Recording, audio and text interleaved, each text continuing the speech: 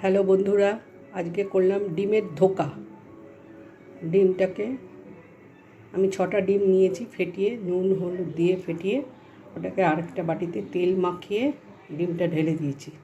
দিয়ে ভাপে কড়াইতে জল দিয়েছি, দিয়ে ওই ডিমের বাটিটা বসিয়ে দিয়েছি ঢাকনা শুদ্ধ দিয়ে। এরকম ধোকার মতন হয়ে গেছে, ধোকার মতো কেটে নিয়েছি।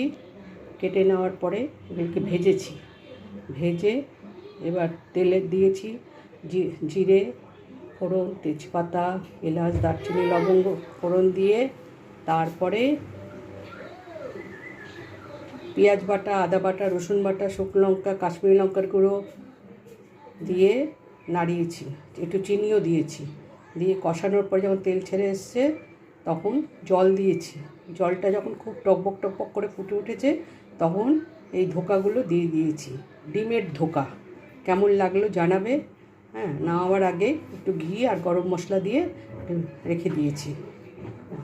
এই